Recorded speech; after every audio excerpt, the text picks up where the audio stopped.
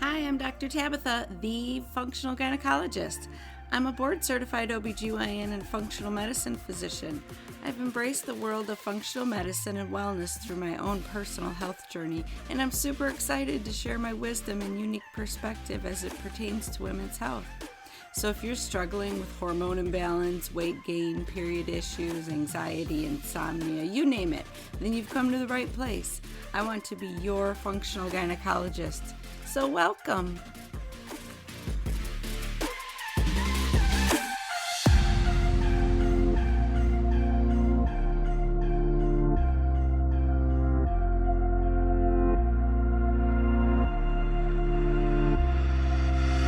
Hi ladies, so today's episode is called Understanding Your Immune System. I thought this would be a great topic to discuss in the wake of COVID-19 because if you're anything like me, this social distancing has been a struggle, to say the least. I've been trying to work from home while I teach my kids and help them with their schoolwork and keep them fed, and they're just full of energy. It's insane. So I've had moments where I've actually screamed, I've cried a couple times, and I've wanted to pull my hair out, and it's only been a week. So I realized that I need to work on my stress management. I thought I had all the tools for that, my meditation, my deep breathing, journaling, that type of thing. But I need to step it up a notch because this week has been really challenging, and it has shown me that stress can overtake you and affect your body. So I've been seeing all of these ads for boosting your immune system with this supplement or that supplement, and honestly, managing your stress is the biggest way to boost your immune system. And I'm going to explain why that is. So I'm going to get into the science a little bit of how your immune system works and how your stress affects it. And then we're going to talk strategy.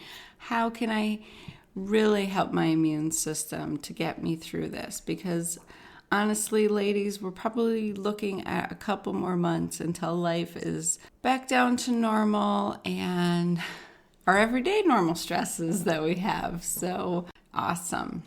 So our immune system is a complex network of cells and organs that defend the body against infection.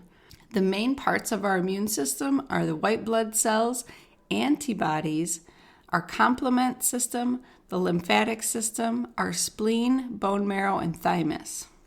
You can hear and feel the beating of your heart, right? So you know it's working, but the immune system is usually silent. You don't really know it's working. So even though we're much less aware of our immune system, it is working 24/7 to protect us from thousands of potentially deadly attacks every day, like COVID-19. So let's examine the different lines of defense used by the immune system. The first defense is known as the innate immunity. This is a range of protective mechanisms we are born with. The innate immune system provides non-specific protection against various pathogens such as viruses, bacteria, fungi, protozoans, and worms. So a number of defense mechanisms serve the innate immune system. These include physical barriers like your skin, chemical barriers like antimicrobial proteins that harm or destroy those invaders that try to get into our system, and then cells that attack foreign cells and body cells that are harboring infectious agents. So before we talk about the second line of defense, let's talk a little bit more about the innate immunity. So the skin is an external barrier made from layers of cells serving as a protective barrier to infection. Not only does your skin provide a protective barrier to keep invaders out, but it secretes fatty acids and enzymes. That's pretty cool. You probably didn't know that. So the fatty acid oleic acid can kill certain bacteria, while the enzyme lysosome can break down the outer wall of certain bacteria. So internally, your mucous membranes line your respiratory tract, GI tract, genital urinary tract, and they provide barrier of cells that are constantly being renewed or regenerated. And the membrane traps small particles to prevent them from attaching to the cells. A good example of where this innate immunity starts to break down is after menopause. Women's vaginal tissue is no longer releasing those enzymes and having nice cell turnover all the time to protect it. So you are more prone to getting bacterial vaginosis and yeast infections. So that's a good example of another crucial aspect of innate immunity, is that it's a chemical barrier to infection. So when microbes penetrate the body's protective barriers and enter into our tissues, then they encounter a variety of chemical substances that attempt to prevent their growth. There are many mechanisms and cells by which chemicals work to harm or destroy invaders. These processes go beyond the scope of what we're going to discuss. Just know that they are continually looking out for foreign invaders and ready to strike at any time. Early induced responses are the final process of your innate immunity. So that's inflammation. Inflammation can eliminate infection or hold it in check until specific acquired immune responses have time to develop. Infection often results in tissue damage, which may trigger an inflammatory response. So the triggers of inflammation include pain, swelling, redness, and fever. These are induced by chemicals released by macrophages, which are white blood cells. So inflammation is a healthy protective immune response. However, chronic inflammation exists in the body, then you get chronic disease developing. So the second line of defense is called acquired immunity. Acquired means that you're not born with this form of immunity. It means that you acquire it through exposure to pathogens over your life. This line of defense is acquired from exposure to an infection or disease, another person's antibodies, like baby to mama. And it's well established that persons who contact certain diseases and survive generally do not catch those illnesses again. This is made possible through the mechanisms of acquired immunity. When your immune system is exposed to a pathogen, it learns to recognize it and can make your immune system better equipped to fight off that type of germ the next time you're exposed to it. Acquired immunity is dependent on the specialized white blood cells known as lymphocytes. Lymphocytes are the cells responsible for the body's ability to distinguish and react to almost infinite number of different foreign substances. Lymphocytes originate from stem cells in the bone marrow, and they travel and multiply in response to the appropriate stimulation. I just heard a doctor on CNN yesterday talking about how his lymphocyte levels were low, and that was a good indicator that he had coronavirus. So if you've heard of the term T cells and B cells, these are referring to the different types of lymphocytes. Both T cells and B cells recognize and help eliminate foreign molecules, but they do so in different ways. Lymphocytes are distinguished from other cells by their capacity to recognize foreign molecules by means of receptor molecules. A receptor molecule is a special protein whose shape is designed to fit foreign molecules. Think of these molecules as a key that fits into a lock. So any foreign material that binds specifically to a receptor molecule is called an antigen. Antigens include molecules found on invading microorganisms such as viruses, bacteria, protozoa, fungi, as well as the molecules located on the surface of foreign substances such as pollen, dust, and transplanted tissue. Certain antigens can induce an immune response when they bind to a receptor molecule. So one of the many incredible abilities of the immune system is that it keeps a record of every microbe it's ever defeated. That's pretty cool. So this enables the immune system to recognize and destroy the microbe quickly if it enters the body again before it can multiply and make you sick. That is awesome. However, some infections like the flu, the common cold, or coronaviruses have to be fought many times because so many different viruses and strains of the same type of virus can cause these illnesses and the same symptoms.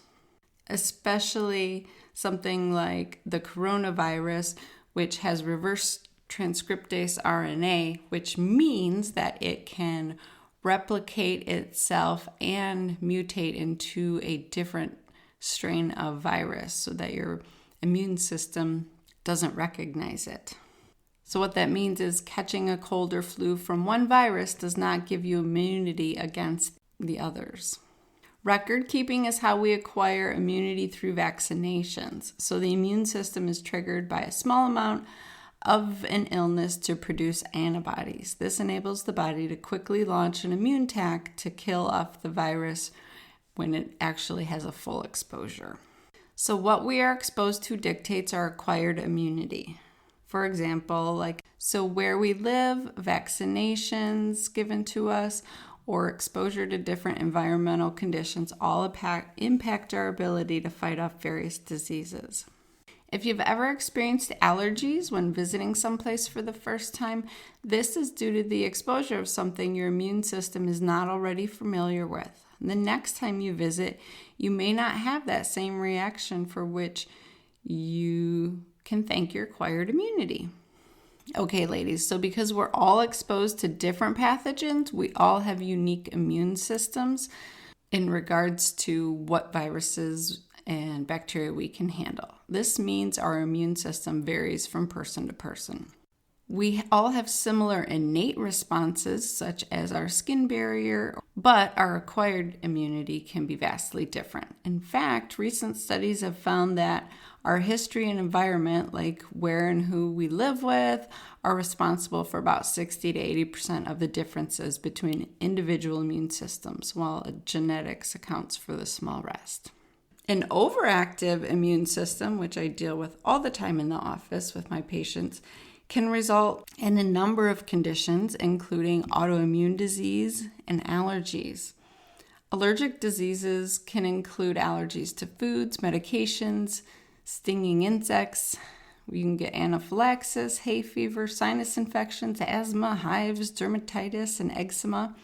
These conditions result when the immune system makes an overly strong response to the allergens. Autoimmune disease includes autoimmune thyroid disease, multiple sclerosis, type 1 diabetes, systemic lupus, rheumatoid arthritis, systemic vasculitis, and the list goes on. When the immune system mounts a response against normal components of your body, autoimmune disease is to blame. So I often work with women trying to calm their immune system down to get their disease into check, to keep it manageable. Oftentimes, this goes back to healing the gut. 80% of our immune system is actually in our GI tract, and that's where a lot of our inflammation starts. So if ever in doubt, heal your gut first. That's a whole nother episode that we'll have to get into. So an underactive immune system, also known as immunodeficiency, doesn't function correctly and makes you more vulnerable to get infections. This can be life-threatening in some cases. Immunodeficiency can be inherited through conditions like common variable immunodeficiency, X-linked severe combined immunodeficiency, and some complement deficiencies. They can also arise from taking medications. A lot of autoimmune diseases are treated by conventional medicine doctors with immunosuppressants like Plaquenil and Remicade. Those shut down your immune system so that your body quits attacking itself, but because you're shutting down your immune system, it makes you susceptible to infections that you should normally be able to fight off. So those can be dangerous medications to be on. Immunodeficiency can also arise in such diseases like HIV and AIDS, where your immune system gets wiped out. Okay, so now that you have this understanding of the immune system and how it protects us, let's look at ways to strengthen our immune system. So your best defense is to live a healthy lifestyle. Not only will your immune system benefit, but every part of your body, mind, and spirit will function better. So follow these tips. First and foremost, eat a diet with lots of fruits and vegetables. They're full of phytonutrients, vitamins, and minerals. These are all necessary for those chemical reactions to create and support your immune system. Vitamin D and sunshine directly affect your immune system. So get out there and get your sunshine.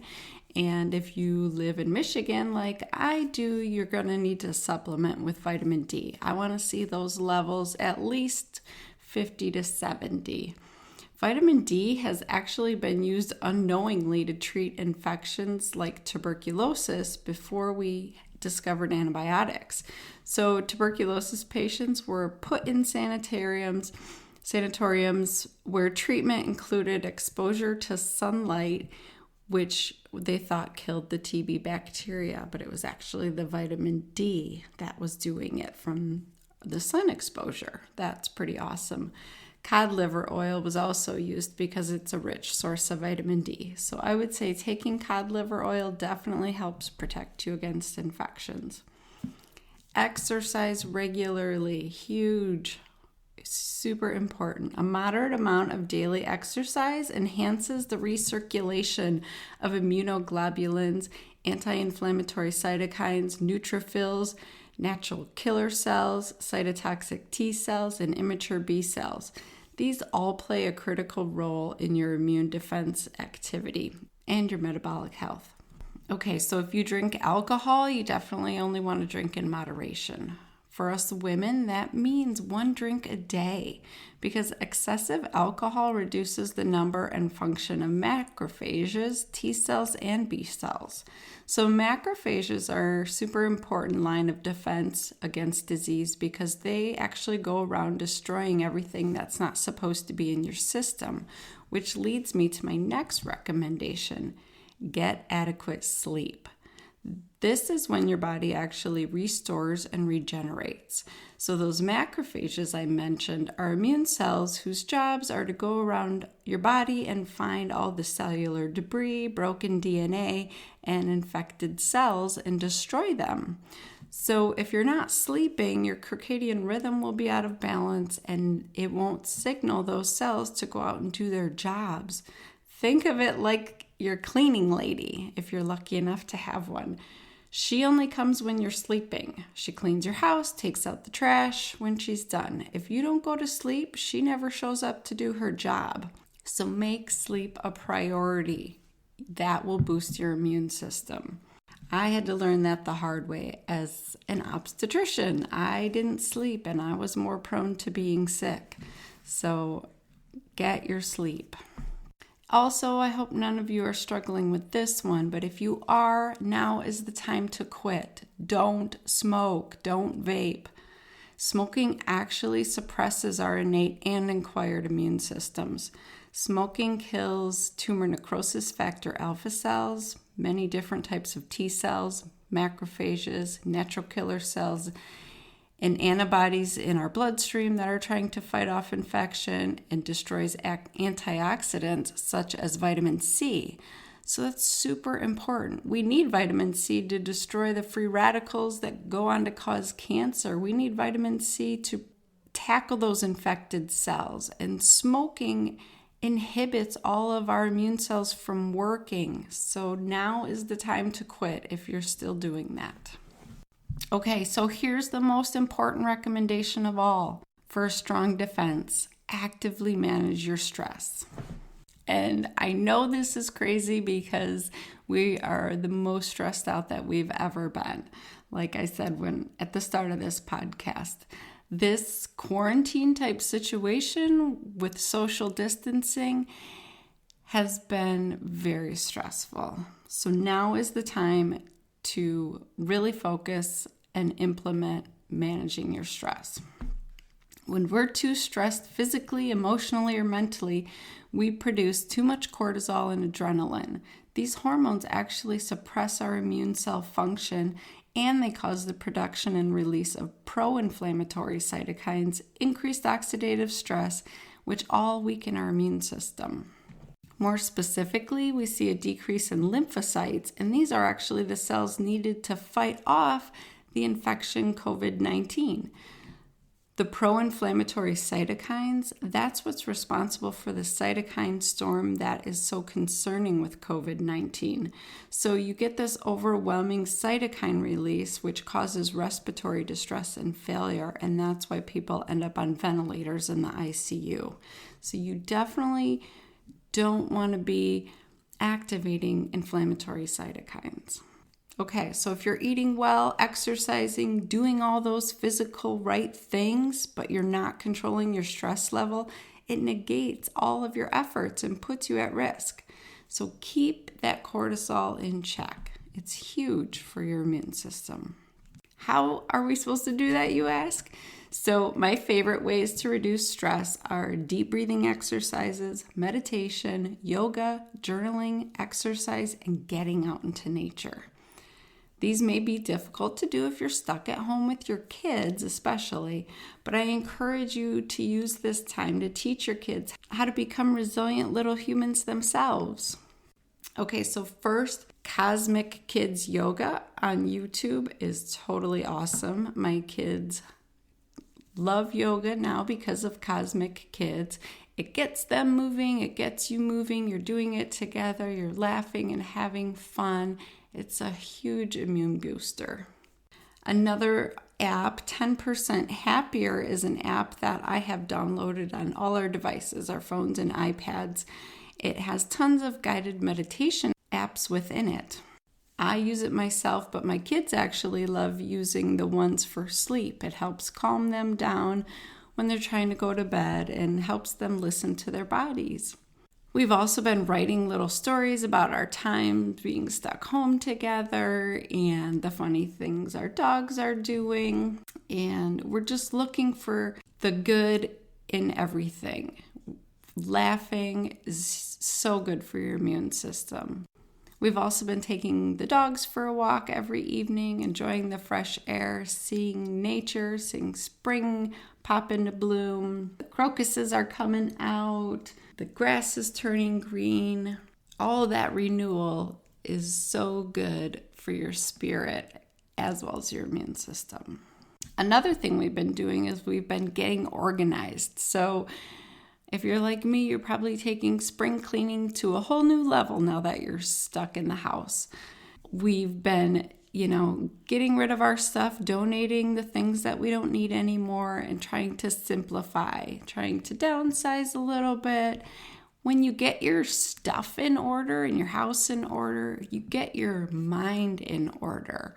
And it's so nice to just clear your mind and get your thoughts organized as well as your stuff. It leaves room for creativity and starting fresh. So I highly recommend you tackle those projects that you have been putting off now that you're stuck at home.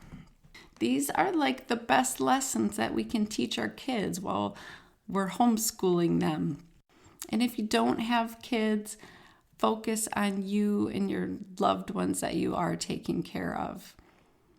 I see this time as a gift from the universe. I've been asking for more time at home to work on projects, to see my kids, to spend time with my kids, and now I have it, and I need to embrace that and focus on the gifts I have been given.